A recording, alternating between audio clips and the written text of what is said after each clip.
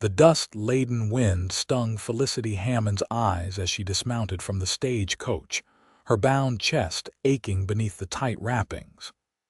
El Paso, Texas, 1875, the end of the line for a Boston socialite fleeing a life she never chose and a marriage she refused to endure. Her father's pistol hung heavy on her hip, concealed beneath a coat too warm for the southwestern heat, but necessary to hide the feminine curves that would betray her new identity as Frank Hammond. The town sprawled before her, raw and untamed, nothing like the manicured gardens and cobblestone streets of Boston. Men spilled from saloons, their laughter carrying across the main street. Horses stomped impatiently at hitching posts, and somewhere a piano played a tune just slightly out of tune. This would be her home now, or at least until she figured out what came next. First time in El Paso. The voice came from behind her, deep and steady. Felicity turned, remembering to keep her shoulders square and stance wide as she'd practiced. A tall man leaned against the stagecoach, thumbs hooked in his belt loops. His face was partially shadowed by a worn Stetson, but she could make out a strong jaw darkened with stubble and eyes that seemed to see right through her disguise. "That obvious?" she asked, pitching her voice lower. "You've got that look." He pushed off from the stagecoach and extended a hand. "Henry Hawkins. Most folks call me Hawk." She hesitated before taking his hand, remembering to grip firmly like her brother had taught her. "Frank Hammond." His handshake was strong, calloused palms evidence of hard work. When their eyes met, something flickered in his gaze, a moment of curiosity, perhaps suspicion, but it passed quickly. "Looking for work?" he asked. Felicity nodded. "Anything available. I can ride and I'm a quick learner." Henry studied her for a moment. "Hollister's Ranch is hiring. I work there myself. Foreman might take you on if you can sit a horse better than you can throw a punch." The corner of his mouth twitched with the hint of a smile. "I can hold my own," she replied, fighting the urge to fidget under his scrutiny. "We'll see." He picked up her small trunk as if it weighed nothing. "Come on then, Hammond. You look like you could use a meal before you meet the boss." Felicity followed him down the dusty street, acutely aware of her own awkward gait as she tried to mimic the swagger of the men around her. El Paso was bustling with activity, merchants hawking wares, cowboys fresh off the trail spending their earnings, and ladies in fine dresses who made her heart ache for the simplicity of a corset and skirts. Henry led her to a small eatery that smelled of coffee and fresh bread.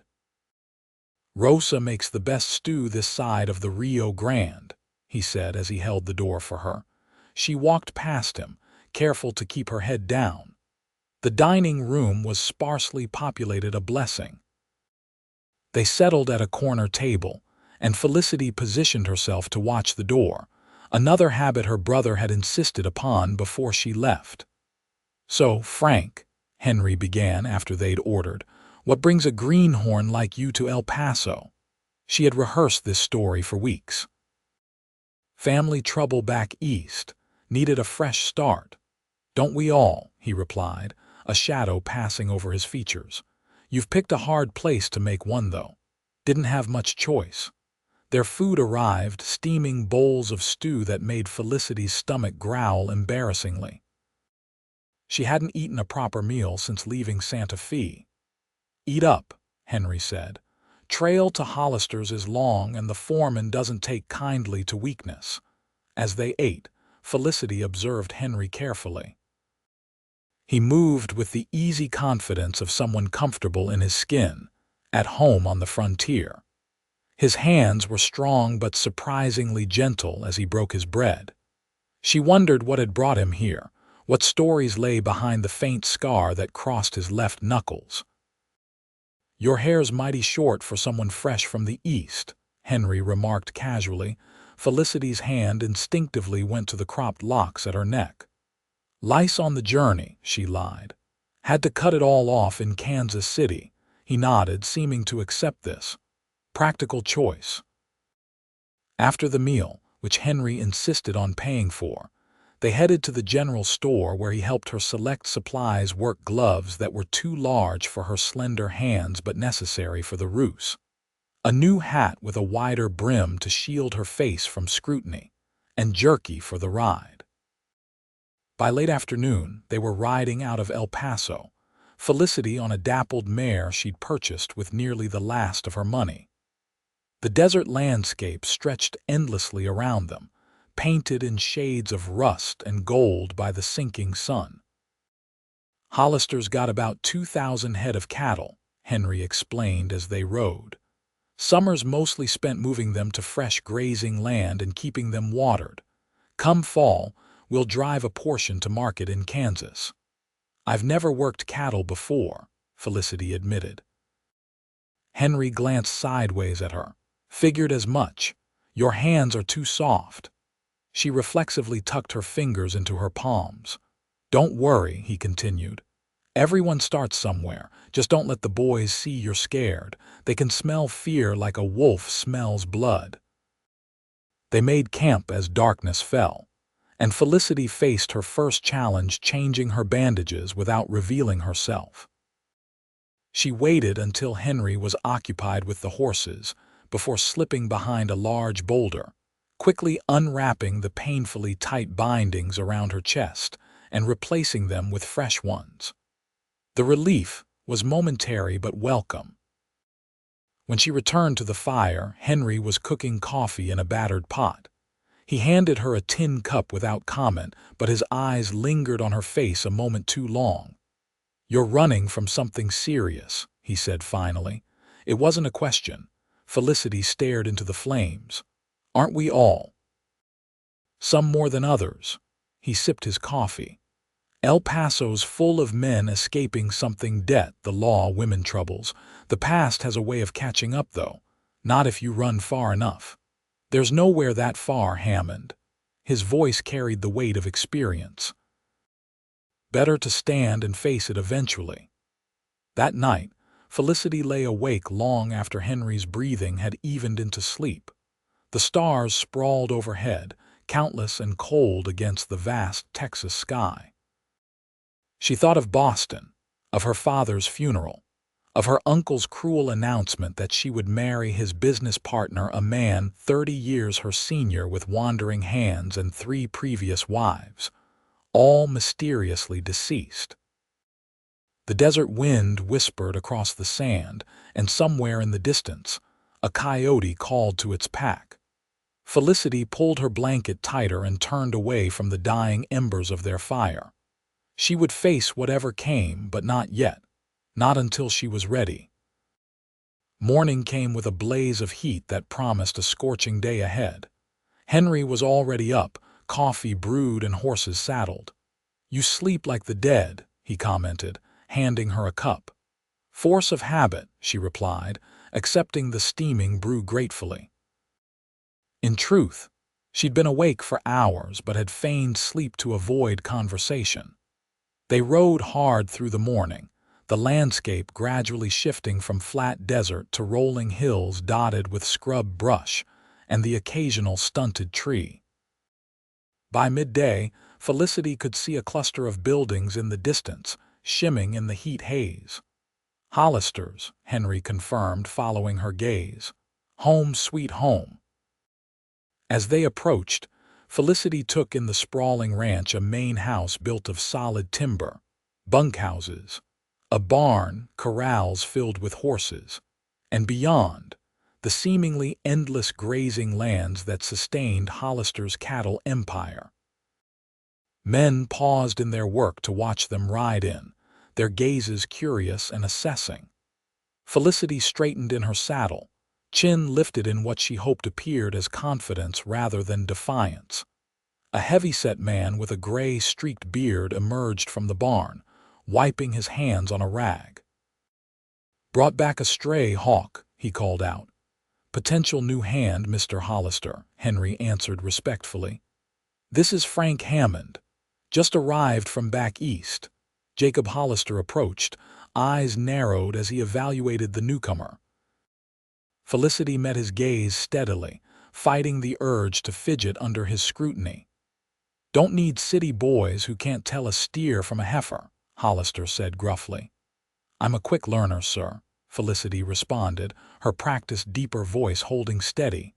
"And I'm not afraid of hard work." Hollister grunted.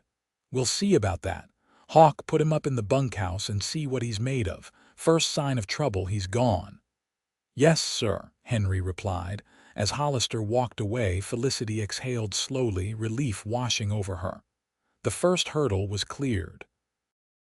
"Don't celebrate yet," Henry murmured, dismounting. "The real test starts now." The bunkhouse was a long, low building with a dozen cots lining the walls. Currently empty, it smelled of sweat, leather, and tobacco, distinctly masculine scents that made Felicity's heart race with anxiety. "You'll be here," Henry said, pointing to a cot in the corner. "Keep your things close. Some of the boys have light fingers." Felicity nodded, setting her trunk at the foot of the bed. "Where will you be?" "Foreman's quarters," he replied. "Adjacent building. I keep an eye on this rabble." The realization that Henry was more than just another cowhand surprised her. "You're the foreman." "Assistant foreman," he corrected. "Still answer to Hollister's son, Thomas. He's in town today, but you'll meet him soon enough." There was something in his tone when he mentioned Thomas that caught Felicity's attention, a subtle tension. "Problem?" she asked. Henry's expression shuddered. "No problem. Just be respectful when he's around. Thomas has strong opinions about how things should be done." Before she could press further, the bunkhouse door swung open and 3 dusty cowboys entered, their conversation dying as they noticed the newcomer. "Boys," Henry greeted them. "This is Frank Hammond. New hand if he proves himself." The men sized her up with varying degrees of interest and skepticism. The tallest, a lanky man with sun-bleached hair, stepped forward.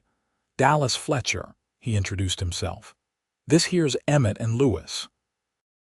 He gestured to his companions, one a barrel-chested man with a bushy mustache, the other younger with dark features that spoke of Mexican heritage.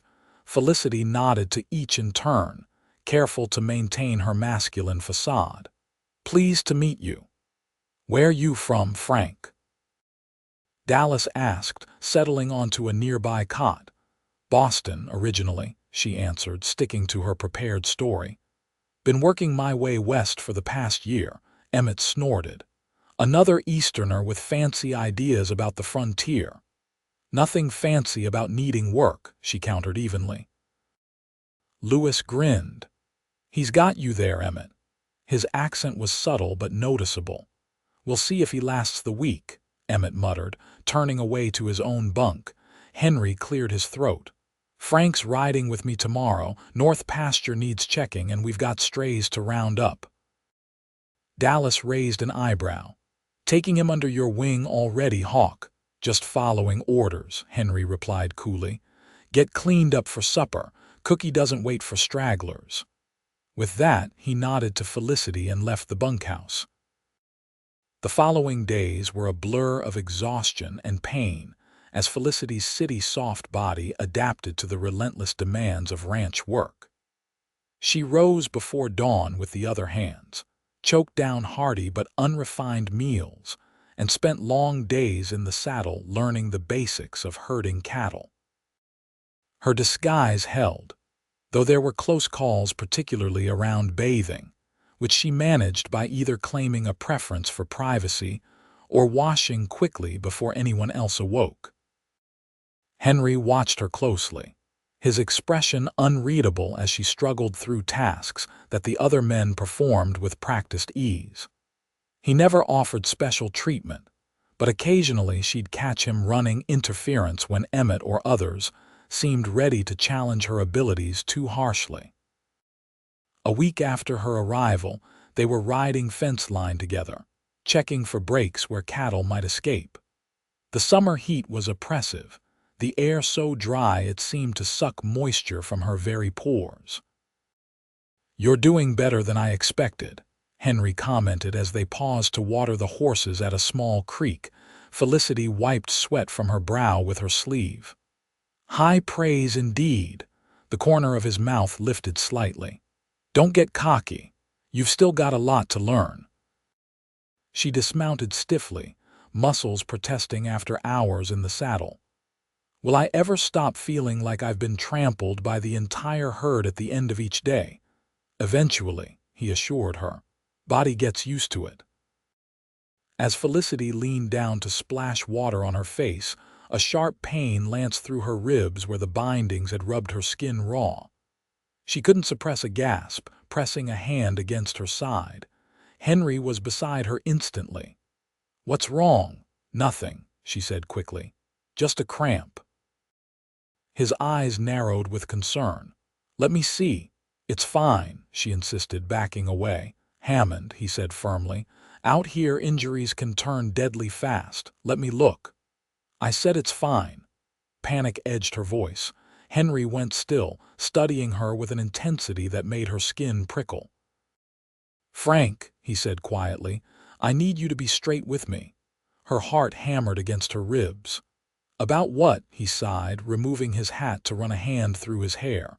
"I've known since El Paso." The world seemed to stop, the only sound the gentle burble of the creek and the distant lowing of cattle. "Known what?" she whispered, though she already knew the answer. "That you're a woman," he replied simply. Felicity's legs nearly gave way beneath her. Fear, relief, and resignation warred within her chest. "How, little things," he said. "The way you sit a horse. How you avert your eyes in the bunkhouse. Your hands, even with the work they're doing, they're too small, too fine-boned." He paused. "And you forgot to pack your razor." She closed her eyes, cursing her oversight. "Are you going to tell Hollister?" "No." Her eyes snapped open. "Why not?" Henry shrugged, replacing his hat. "Not my business why you're hiding. Figure you must have good reason." "I do," she said softly. "I reckon as much." He looked away, scanning the horizon. "Your secret's safe with me, but those bindings are hurting you. Need to find a better way before they cause real damage." Felicity stared at him, bewildered by his matter-of-fact acceptance. "Why are you helping me?" "Everyone deserves a chance to outrun their past," he said simply. "Even if it catches up eventually." That evening, Henry appeared at the bunkhouse with a small package wrapped in brown paper. He waited until the other men had gone to the cookhouse before approaching Felicity. "My sister's a seamstress in San Antonio," he explained, handing her the parcel. "Sent these a while back, thought they might be useful now." Inside, Felicity found several bandages made of soft cotton designed to support without cutting into skin. "Your sister made these," Henry nodded. "For female riders who don't cotton to traditional riding habits. Said they're more comfortable than standard bindings." Felicity's throat tightened with unexpected emotion. "Thank you," she managed. "Get yourself sorted," he said gruffly. "Cookies beans won't wait." As the weeks passed, Felicity found herself settling into ranch life with surprising ease. The work was hard but satisfying, and with Henry's unobtrusive guidance, she improved rapidly. The other hands gradually accepted Frank as one of their own, including her in card games and conversations around the evening fire.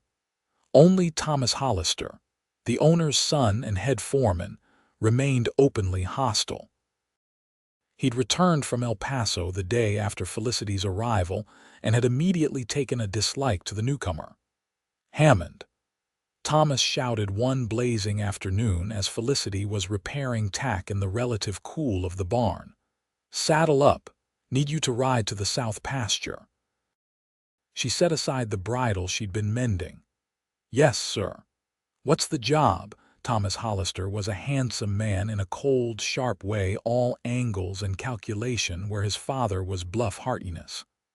"Hawk spotted a break in the fence line yesterday. Take tools and fix it before we lose more stock." "On my own?" she asked, surprised. Most repair jobs were two-man tasks. Thomas's mouth curled unpleasantly. Problem with that, Hammond thought Easterners were supposed to be self-sufficient. No problem, she replied evenly. I'll head out right away. As she gathered supplies, Henry appeared in the barn doorway. Thomas sending you south? He asked quietly. She nodded. Fence repair. A frown crossed his features.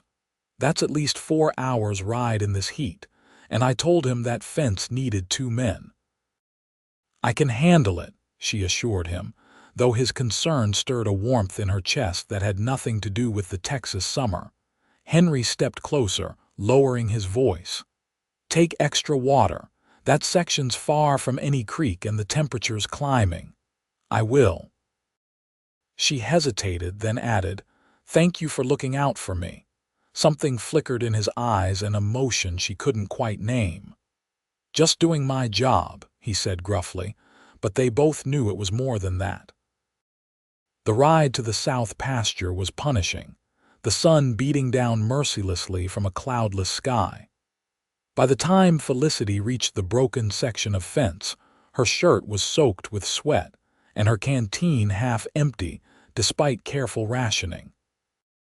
The fence damage was worse than described. A stretch of nearly 20 feet had been knocked down, likely by a spooked steer or perhaps rustlers creating a path for stolen cattle. Repairing it alone would take hours. She set to work immediately, digging post holes in the hard, packed earth and setting new fence posts. The labor was backbreaking, especially in the oppressive heat.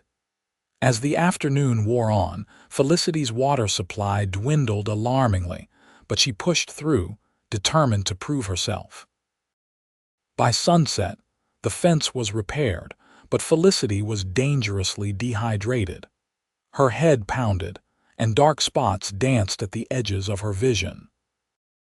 She knew she should make camp for the night, but the thought of returning to the ranch, of showing Thomas Hollister that she could complete the task he'd set, drove her to mount her horse and turn homeward. The desert at night was transformed eerily beautiful under the silver light of a full moon. Stars blanketed the sky, and the air cooled rapidly, bringing blessed relief. Felicity's mare picked her way carefully through the darkness, seemingly understanding her rider's weakened state. Halfway back to the ranch, the world began to tilt and spin. Felicity fought to stay conscious, clinging to the saddle horn as her vision blurred. The last thing she remembered was the sound of hoofbeats approaching, and a familiar voice calling her name, her real name. Felicity, damn it, stay with me. She woke to the gentle splash of water on her face and the feeling of strong arms supporting her. Opening her eyes, she found herself cradled against Henry's chest, his face tight with worry in the moonlight. Henry, she whispered, her voice raspy. Relief flooded his features. You're all right. Heat exhaustion. Drink this. He held a canteen to her lips and she drank greedily, the water like nectar to her parched throat. When she'd had her fill, realization dawned. You called me Felicity. He nodded, still holding her close. Heard the stagecoach driver use your name back in El Paso. Figured it wasn't coincidence you chose Frank. How long have you known my real name? Since the beginning, he admitted. Doesn't change anything. She studied his face in the moonlight, the strong line of his jaw, the kindness in his eyes that belied his gruff manner. Why did you come after me? Thomas knew that fence needed at least 2 men. Sending you alone was deliberate. Anger tightened his voice. He's been trying to run off new hands he doesn't personally hire, thinks it undermines his authority. So this was some kind of test, a dangerous one. Henry helped her sit up slowly. How do you feel? Like I've been trampled by that herd after all, she admitted, attempting a smile. He wasn't amused. You could have died out here, but I didn't, thanks to you. Impulsively, she reached for his hand, squeezing it gently. Thank you, Henry. He looked down at their joined hands, then back to her face. Something shifted in his expression, a softening, a surrender to something he'd been fighting. "We should get back," he said finally, his voice rough with unspoken emotion. They rode double on his horse, Felicity's mare following behind.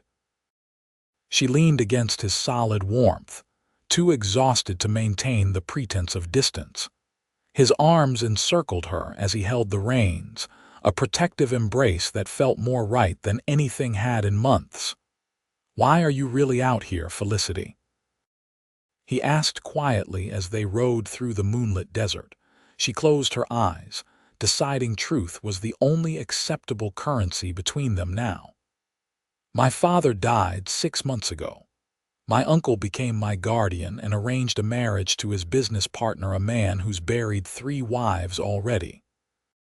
When I refused, he threatened to have me committed to an asylum for feminine hysteria." Henry's arms tightened around her. "So you ran?" "With my brother's help. He gave me his clothes, taught me how to act like a man, and put me on a train west while he created a false trail heading north." She sighed. "I had nowhere else to go." "Your uncle won't give up easily," Henry observed. "No," she agreed. "Walter Blackwood doesn't like losing possessions or arguments, and in his mind I'm both." They reached the ranch well after midnight.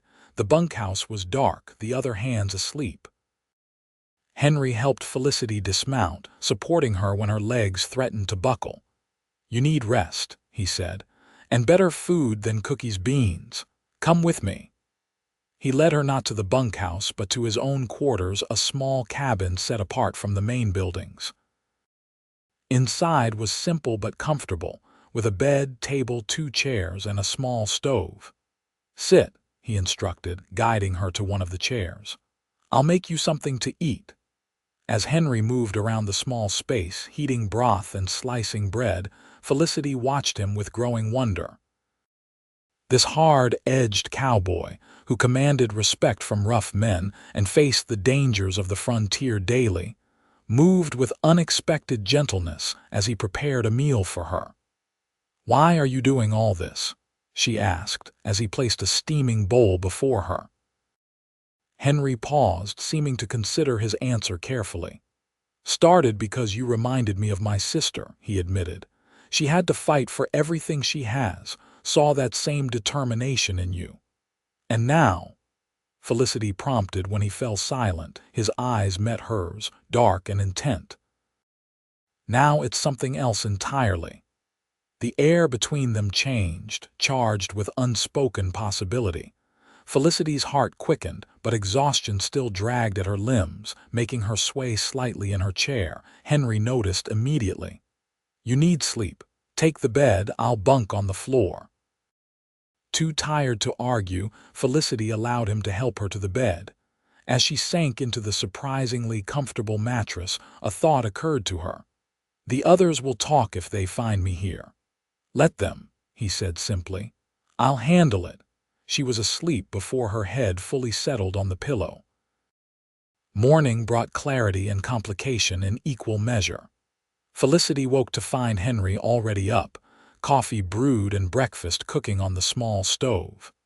For a moment, she simply watched him, admiring the easy strength in his movements, the way the early light caught in his dark hair. "You're staring," he said without turning around. Heat rushed to her cheeks. "How did you know I was awake?" Your breathing changed. He glanced over his shoulder, a smile lifting the corner of his mouth. "Good morning." "Good morning," she echoed, sitting up slowly.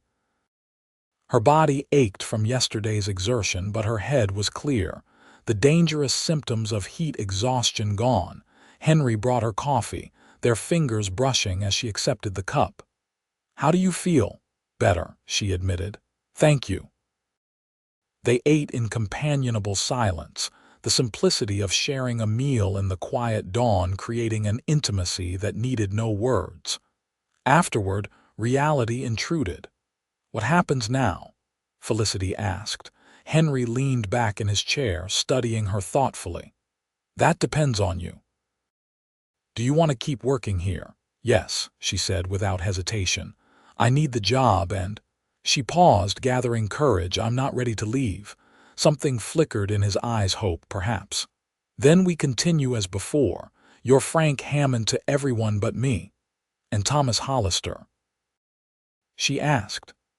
After yesterday, I'll deal with Thomas, Henry said firmly. He answers to his father, and Jacob Hollister values results over his son's pride. You've proven yourself a good worker. Felicity nodded, relief washing through her. I should get to the bunkhouse before everyone wakes. Too late for that, Henry said with a wry smile. Sun's been up an hour already. As if on cue, a knock came at the door. Henry rose to answer it, positioning himself to block the view inside. Dallas Fletcher's voice carried clearly. Morning, Hawk. Seen the new hand?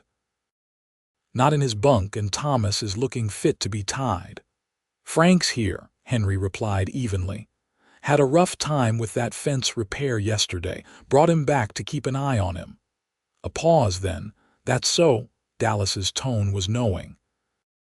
Well, tell Hammond that Thomas wants him at the North Corral when he's up and about. Will do. After Dallas departed, Henry turned back to Felicity with a grimace. That'll be all over the ranch by lunch. Will it cause problems for you? She asked, concerned. He shrugged. Nothing I can't handle, but you should know what they'll think about us. It's not far from what I want. The simple honesty of his statement took her breath away. Henry, you don't need to say anything, he interrupted gently. Just wanted you to know where I stand. Felicity stood, crossing the small space between them. Reaching up, she laid a palm against his cheek, feeling the rasp of morning stubble beneath her fingers. What if I feel the same way? His eyes darkened. Felicity, he warned, his voice rough. Don't start something unless you mean to finish it. I've spent my whole life doing what others expected, she said softly. For once, I want to follow my own heart. Henry's restraint broke.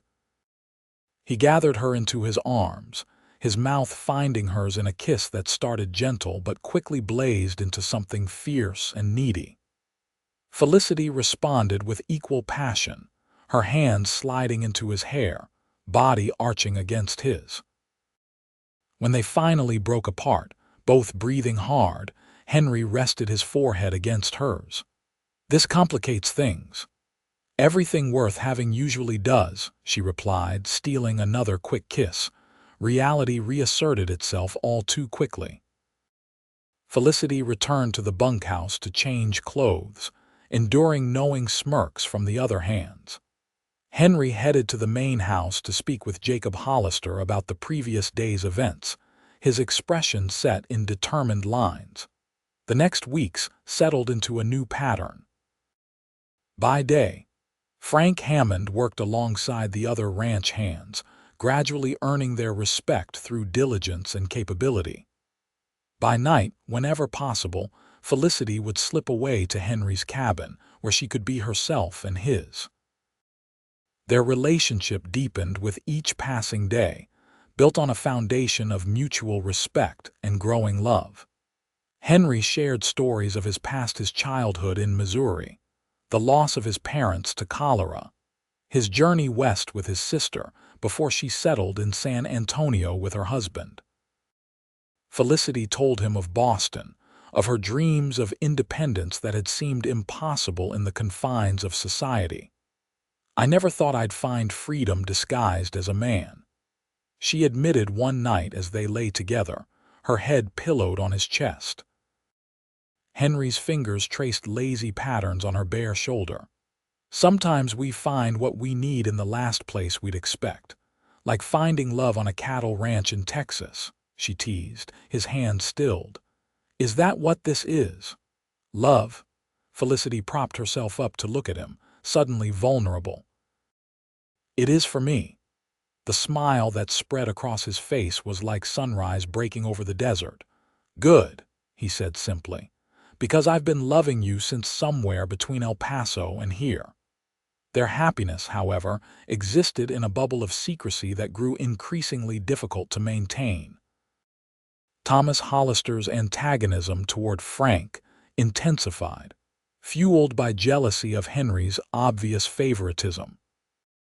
The other ranch hands accepted their relationship with typical frontier practicality. Men sought comfort where they could find it, but maintaining Felicity's disguise became more challenging as her feelings for Henry deepened. Autumn approached, bringing preparations for the cattle drive to Kansas. Felicity threw herself into the work, determined to prove her worth before the most grueling task of the ranching year. Her skills had improved tremendously under Henry's tutelage, and even Emmett grudgingly admitted she had a way with the more skittish cattle. One evening in late September, as the hands gathered around the cookfire, Thomas Hollister approached with a telegram in hand. His eyes fixed on Felicity with malicious pleasure. "Interesting message from El Paso," he announced loudly. "Seems someone's looking for a young woman traveling disguised as a man, offering a substantial reward for information." The conversation around the fire died instantly. Felicity felt the blood drain from her face as Henry tensed beside her. "Boston socialite," Thomas continued, clearly enjoying himself. "Ran away from a proper marriage arrangement, family's mighty concerned for her safety." His gaze remained locked on Felicity. Described as petite with blue eyes and hair recently cut short, name of Felicity Hammond. Emmett frowned, looking between the telegram and Felicity. "Hammond, like Frank here, curious coincidence," Thomas said silkily. "Almost makes a man wonder." Henry stood, his voice dangerously calm. "That's enough, Thomas." "I'm just sharing news," Thomas replied innocently. "Thought it might interest the men." Dallas Fletcher was studying Felicity with new eyes, realization dawning. "Well, I'll be damned," he murmured. Felicity rose slowly, aware that every eye was upon her. Her carefully constructed world was collapsing around her, but strangely she felt a sense of relief alongside the fear. No more hiding, no more lies. "Yes," she said clearly, her natural voice emerging for the first time in months. "I am Felicity Hammond." A chorus of exclamations erupted around the fire. Emmett actually fell backward off his seat in shock. Lewis crossed himself, muttering in Spanish. Thomas's face contorted with triumph. "I knew something wasn't right about you. Wait until my father hears." "Hears what?" Jacob Hollister's voice cut through the commotion as the ranch owner emerged from the shadows. "That one of my best workers happens to be a woman. That she's done every job asked of her without complaint, better than half the men here." Thomas gaped at his father. "You knew," the older man snorted. "Course I knew. Not blind, boy." He turned to Felicity. "Though I admit, I didn't know your full story until Hawk filled me in last month." Felicity's gaze flew to Henry, who shrugged unapologetically. "Needed to know someone had your back besides me," he explained. "This changes everything," Thomas sputtered. "We can't have a woman working as a hand, living in the bunkhouse with men." "Already solved that problem, haven't you, Hawk?" Jacob said with a knowing glance at his assistant foreman. Heat rushed to Felicity's cheeks as the men around the fire chuckled. "As for the telegram," Jacob continued, "if Miss Hammond wishes to stay at Hollister Ranch, that's her business. We don't turn over our own to bounty hunters or jilted fiancés." Relief washed through Felicity at the unexpected support. "Thank you, Mr. Hollister." The old rancher waved away her gratitude. "You've earned your place here, same as anyone." He fixed his son with a stern look. "And Thomas, you do well to remember that loyalty goes both ways on this ranch." As the gathering broke up, the hands approaching Felicity with various degrees of curiosity and newfound respect, Henry drew her aside. "I'm sorry," he said quietly. "Should have warned you about the telegram. Jacob showed it to me this morning, but I wanted to find the right time to tell you." "It's all right," she assured him, surprising herself with how much she meant it. "I'm tired of hiding who I am." Henry studied her face, his expression serious. "Your uncle won't stop looking. That reward will bring others sniffing around. I know. Felicity squared her shoulders. But I'm not running anymore. His eyes softened with pride and something deeper. Got a proposition for you then, he said, taking her hand. Been saving to buy land of my own. Got enough for a small spread north of here. Not much, but it could be a start. Felicity's heart quickened. A start to what? A life, he said simply. Together. As husband and wife, if you'll have me. Joy bubbled up inside her, bright and fierce. Are you asking me to marry you, Henry Hawkins? Doing a poor job of it, apparently, he said with a self-deprecating smile. Then his expression sobered. I love you, Felicity Hammond. Have since you stepped off that stagecoach trying so hard to walk like a man. Want to build something with you, something that's ours. Tears blurred her vision as she stood on tiptoe to kiss him, heedless of their audience. Yes, she whispered against his lips. 1,000 times yes. They were married 2 weeks later in El Paso, with Jacob Hollister standing as witness and most of the ranch hands in attendance. Felicity wore a simple dress ordered from San Antonio, her cropped hair adorned with wildflowers gathered by Lewis's wife. Henry, unrecognizable in clean clothes and without his usual hat, couldn't take his eyes off her throughout the ceremony. The celebration afterward was boisterous and heartfelt, with even Thomas Hollister offering grudging congratulations. As evening fell, Dallas pulled Felicity aside. Got something for you, he said, handing her a small package. From the boys. Inside was a delicate silver pendant in the shape of a star. It's beautiful, she breathed. Dallas shrugged, embarrassed by her emotion. Figure you earned your spurs same as any of us. That's the Lone Star marks you as Texas now. Felicity hugged him impulsively, earning a chorus of whoops from the watching cowboys. Thank you, all of you. As the party continued, word reached them that a man had arrived in El Paso, asking questions about a young woman matching Felicity's description. Jacob Hollister immediately dispatched riders to bring him to the celebration. Better to face this head-on, he advised. On ground of our choosing, with friends around you. Henry agreed, though he kept Felicity close as they waited, his hand never far from his holster. The man who entered the saloon an hour later was exactly as Felicity had described her uncle's enforcer: tall, cold-eyed, expensively dressed, despite the dust of travel. Lionel Garrett surveyed the gathering with contempt before his gaze locked on Felicity. Miss Hammond, he said silkily. Your uncle has been most concerned.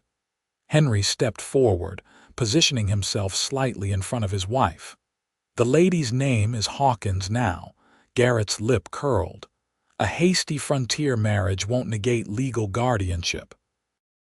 Mr. Blackwood has documents that expired on my 21st birthday, Felicity interrupted, stepping up beside Henry, which was last week. Confusion flickered across Garrett's features. That's impossible. You're only 20. My uncle lied, she replied steadily. As he has about many things. Check the parish records in Boston if you don't believe me. Uncertainty replaced Garrett's confidence. Without legal guardianship, Blackwood had no claim on his niece. Furthermore, Felicity continued, drawing strength from Henry's presence beside her, you can inform my uncle that if he persists in this harassment, I'll be forced to make public certain documents. My father left in my possession documents detailing irregular financial transactions between Blackwood Shipping and several government officials. This was a bluff, but one based on rumors she'd overheard before her father's death. Judging by Garrett's sudden pallor, those rumors had substance.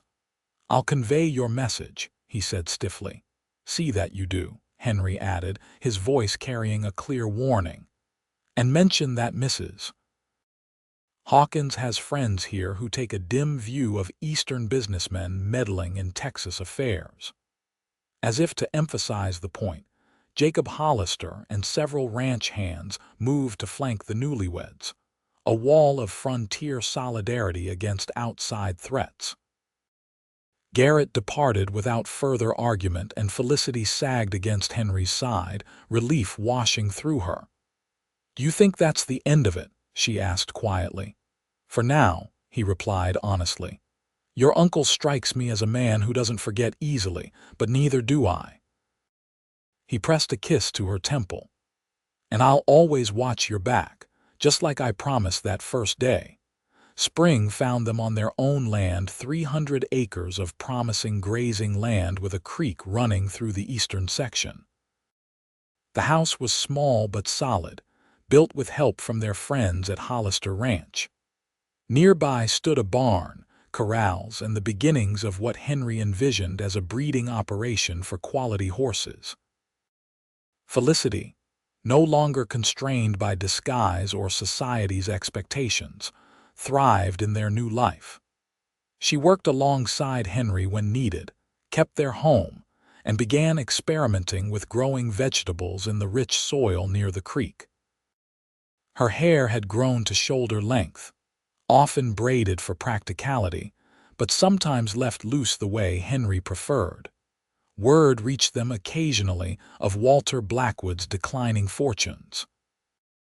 An investigation into shipping irregularities had cost him government contracts, and rumors of his treatment of his niece had made him unwelcome in certain Boston circles. Felicity received a letter from her brother announcing his intention to visit that summer, bringing news that their mother's family had established a trust in Felicity's name money that would help expand the fledgling Hawkins ranch. One evening, as they sat on the porch watching the sunset paint the Texas sky in brilliant oranges and pinks, Henry wrapped an arm around his wife's shoulders. "Regrets?" he asked quietly. Felicity leaned into his embrace.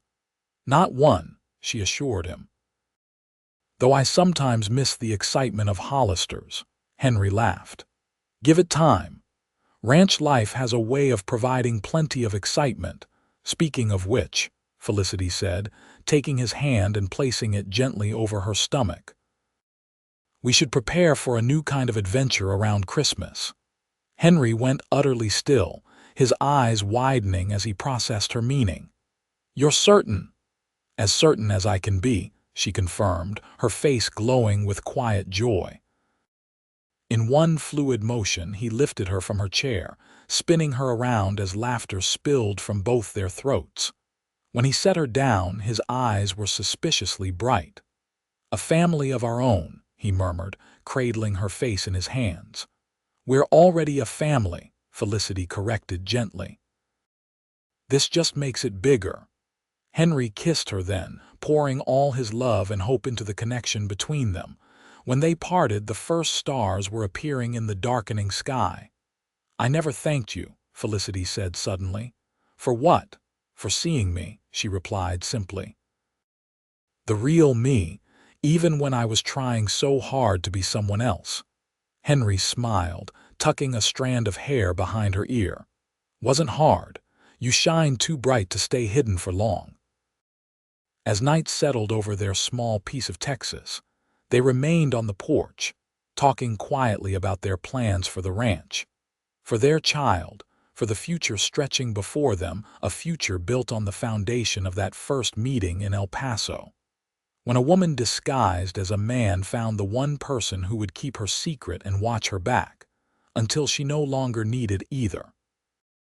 Their story would become part of ranch lore in that corner of Texas, how Felicity Hammond rode west to escape one life and found another worth fighting for, and how Henry Hawkins recognized the woman behind the disguise and loved her enough to help her become fully herself. In years to come, their children and grandchildren would hear different versions of the tale, embellished with each telling, but the heart remained the same. Sometimes the bravest journey isn't outrunning the past, but finding the courage to stand and face the future, hand in hand with someone who sees you clearly and loves you completely. On the 10th anniversary of their wedding, surrounded by friends and their growing family, Henry presented Felicity with a journal bound in tooled leather. "For your story," he explained. "The real one, not the one they'll tell in saloons." Felicity opened it to find the first page already inscribed in Henry's careful hand. "She came west disguised as a man. I kept her secret and watched her back. But the truth is, she saved me as much as I ever saved her."